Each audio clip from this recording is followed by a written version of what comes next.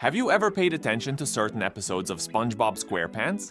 Maybe you, like me, have wondered which of them is the most provocative or explicit.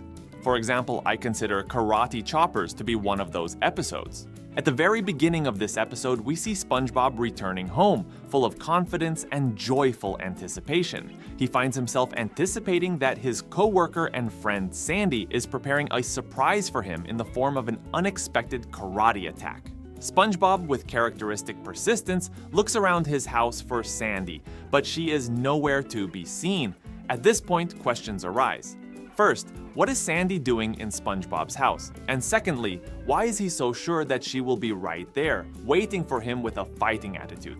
The most logical explanation for this situation is that a romantic relationship is developing between SpongeBob and Sandy, so she has every right and free access to his house. This explains not only her presence, but also her willingness to put up a little agility and quickness fight, which is perfectly in keeping with their friendly and athletic interactions. And so, as the tension reaches its peak, Sandy suddenly sneaks up on SpongeBob, and as soon as their eyes meet, the real battle begins. Both characters throw themselves at each other, beginning to throw karate kicks, forming an exciting choreography of fighting moves. This moment is full of dynamics and humor that is so characteristic of this wonderful cartoon.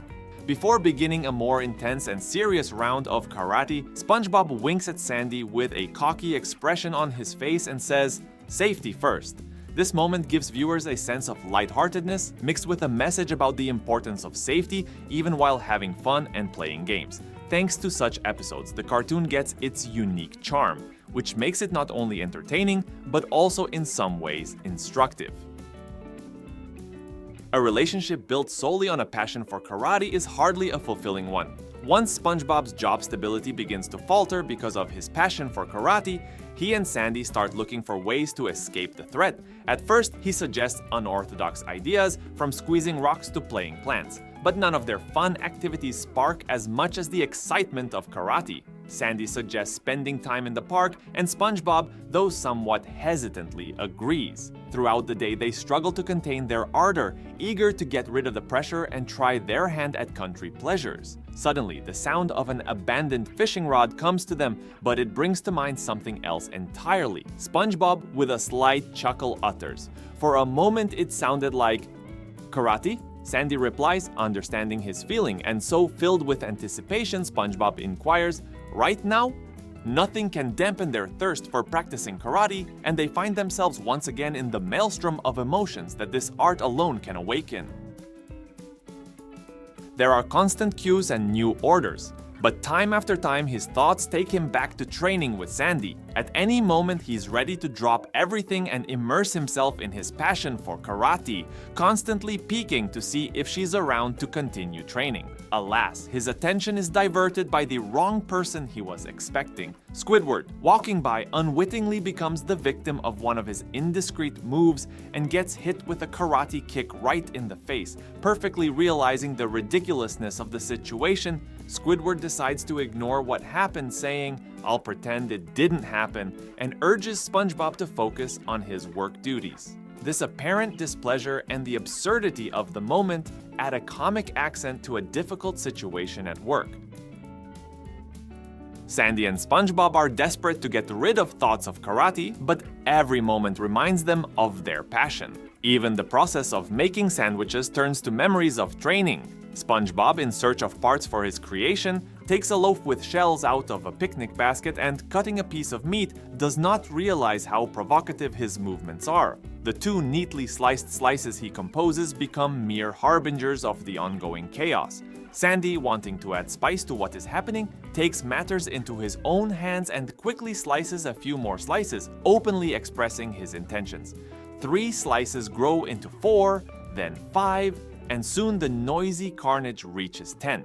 The energy of the rush overwhelms them, and they begin chopping whatever they can get their hands on, unable to stop. Their frenetic solid movements under the frowning sky weave into a carnival karate dance, leaving traces and evidence of their antics everywhere in the park.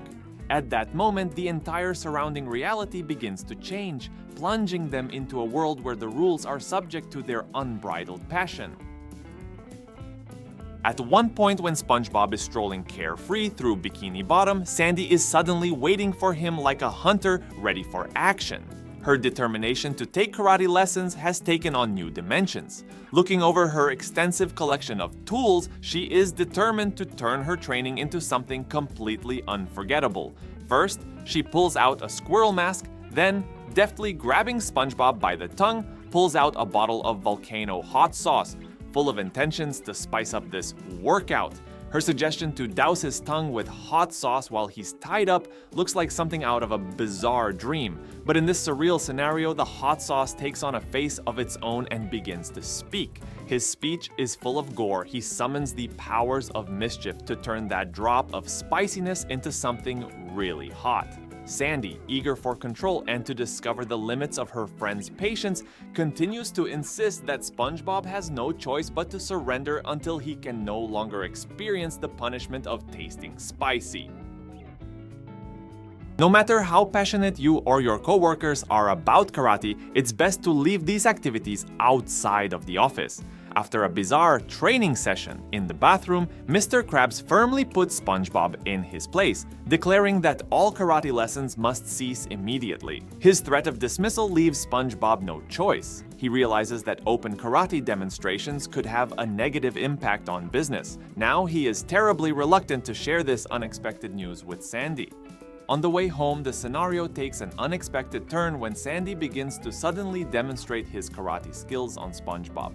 Despite his pleas for her to stop, she continues in a style that could be called impromptu fighting, throwing punches all over his body. Mr. Krabs, who witnesses this spectacular performance, unwittingly takes it to mean that he agrees to be open-mouthed. Shocked and angry, he makes the decision to fire SpongeBob. However, Sandy, determined to make things right, stands up for her friend, openly telling Mr. Krabs that she herself is to blame. She herself initiated this unsolicited karate session, and SpongeBob did not commit any crime.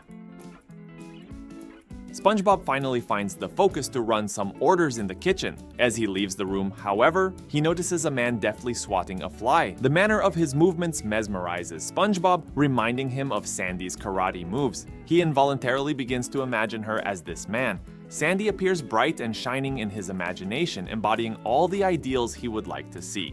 Her smile and playful wink completely confuses him, and he can hardly resist the temptation. In the blink of an eye, he cancels all the commands he has just given and, giving in to his fantasy, decides to have a karate fight with a fictional opponent who turns out to be a figment of his imagination.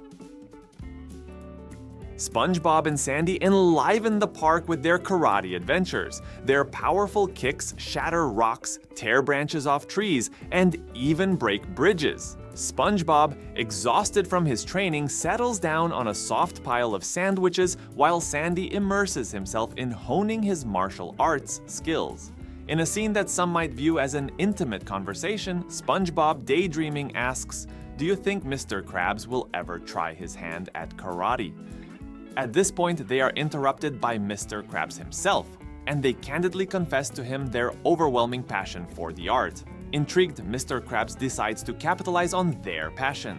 In the episode's climactic scene, SpongeBob and Sandy become the main stars of Krusty Krab, demonstrating their karate skills while making the famous crab cakes. What do you think about this controversial episode? Share your opinion in the comments, subscribe, and like. See you later.